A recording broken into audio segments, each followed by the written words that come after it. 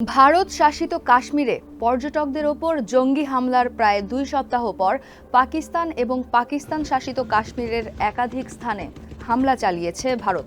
ভারতীয় প্রতিরক্ষা মন্ত্রণালয়ের ভাষ্য অনুযায়ী ২২শে এপ্রিলের হামলায় নিহত ২৫ ভারতীয় ও ১ নেপালি নাগরিককে নৃশংসভাবে হত্যার বদলা নেবার প্রতিশ্রুতি থেকেই করা হয়েছে। যদিও ওই হামলায় নিজেদের জড়িত থাকার কথা অস্বীকার করে আসছে পাকিস্তান। ভারতের পাকিস্তানের ভূখণ্ডে এই হামলাকে বিনা উস্কানিতে হামলা বলে আখ্যায়িত করেছেন পাকিস্তানের প্রধানমন্ত্রী শেহবাজ শরীফ। তিনি বলেন, ভারতের জঘন্য এই আগ্রাসী হামলার অবশ্যই জবাব দেয়া হবে। চলুন জেনে নেই কেন এবং কিভাবে আজ ভারত এবং পাকিস্তান এই যুদ্ধাবস্থায় পৌঁছালো। আপনাদের সাথেই আছি আমি রুবাইয়া এশা। বুধবার ভোরে দিল্লি জানিয়েছে পাকিস্তান শাসিত কাশ্মীর এবং পাকিস্তানের ৯টি ভিন্ন ভিন্ন স্থানে হামলা চালানো হয়েছে। এই হামলাগুলো ছিল সুনির্দিষ্ট এবং সুপরিকল্পিত। দিল্লি জোর দিয়ে বলছে তারা কোনো পাকিস্তানি সামরিক স্থাপনায় আঘাত করেনি। পাকিস্তান জানায় ৩টি ভিন্ন এলাকায় হামলা চালিয়েছে ভারত। এগুলো হলো পাকিস্তান শাসিত কাশ্মীরের মুজাফফরাবাদ, কোটলি এবং পাকিস্তানের পাঞ্জাব প্রদেশের বাহওয়ালপুর। দেশটির প্রতিরক্ষা মন্ত্রী খাজা আসিফ জিও টিভিকে বলেছেন, সন্ত্রাসী শিবির লক্ষ্য করে হামলা করার যে দাবি ভারত করেছে তা সম্পূর্ণ মিথ্যা। তারা বেসামরিক এলাকায় এসব হামলা চালিয়েছে। পাকিস্তানি সেনাবাহিনীর মুখপাত্র আহমেদ শরীফ জানান, ভারতের হামলায় ২ শিশুসহ ৭ জন নিহত হয়েছেন। ভারতের পর্যটক শহর পেহেলগামে জঙ্গি হামলার ঘটনাকে কেন্দ্র করে পারমাণবিক শক্তিধর প্রতিবেশী দুই দেশের মধ্যে কয়েক সপ্তাহ ধরেই উত্তেজনা বিরাজমান। সবশেষ মঙ্গলবার দিবাগত রাতে হামলা করেই বসল ভারত। ২২ এপ্রিলের ওই হামলা ছিল ২ দশকের মধ্যে সবচেয়ে ভয়াবহ, যা গোটা ভারত জুড়ে ব্যাপক ক্ষোভের জন্ম দেয়। ওই ঘটনার প্রতিক্রিয়ায় প্রধানমন্ত্রী নরেন্দ্র মোদী বলেছিলেন, পৃথিবীর শেষ প্রান্ত পর্যন্ত সন্দেহভাজনদের খুঁজে বের করা হবে।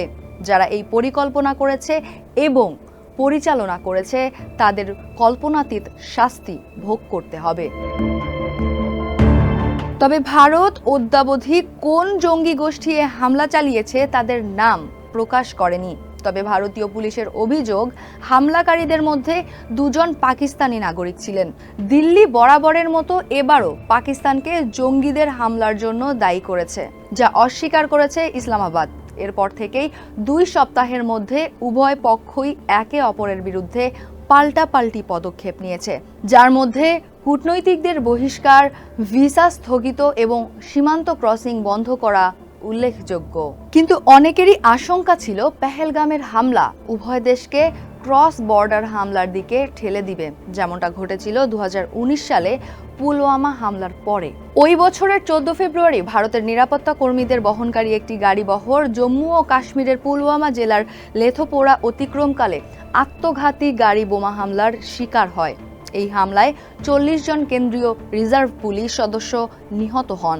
পাকিস্তান ভিত্তিক ইসলামী জঙ্গি সংগঠন জাইশ-ই-মোহাম্মদ এই হামলার দায় স্বীকার করেছে। ১৯৪৭ সালে স্বাধীনতার পর থেকে ভারত ও পাকিস্তান উভয়েই সম্পূর্ণভাবে কাশ্মীরের মালিকানা দাবি করে আসছে। এরপর দেশ দুটি এই অঞ্চলের জন্য বেশ কয়েকবার সম্মুখ সমরে লিপ্ত হয়েছে। কিন্তু সম্প্রতি জঙ্গি হামলা দুটি দেশকে যুদ্ধের দ্বার প্রান্তে নিয়ে এসেছে।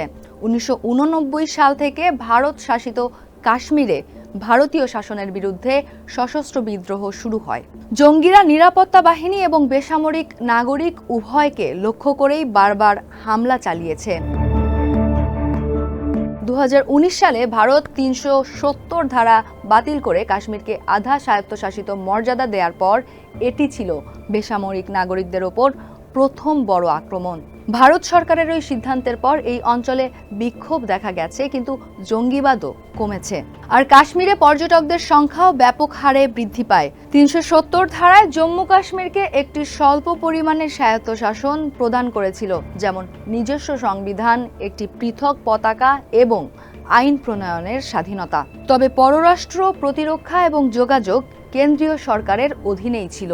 ফলস্বরূপ জম্মু ও কাশ্মীর স্থায়ী বসবাস, সম্পত্তির মালিকানা এবং মৌলিক অধিকার সম্পর্কিত নিজস্ব নিয়ম তৈরি করতে পারত। এটি কাশ্মীরের বাইরের ভারতীয়দের সেখানে সম্পত্তি ক্রয় বা বসতি স্থাপন থেকেও নিষিদ্ধ করতে পারত।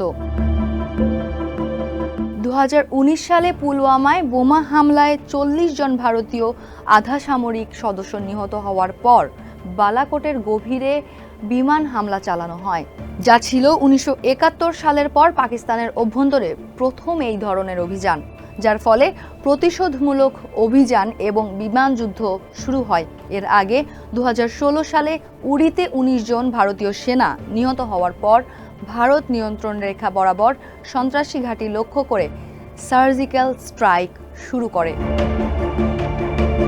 তবে দুই পারমাণবিক শক্তিধর দেশের এই পারস্পরিক যুদ্ধাবস্থা যদি বৃহত্তর যুদ্ধের রূপ নেয়, তাহলে তা বিশ্বযুদ্ধ ডেকে আনতে পারে।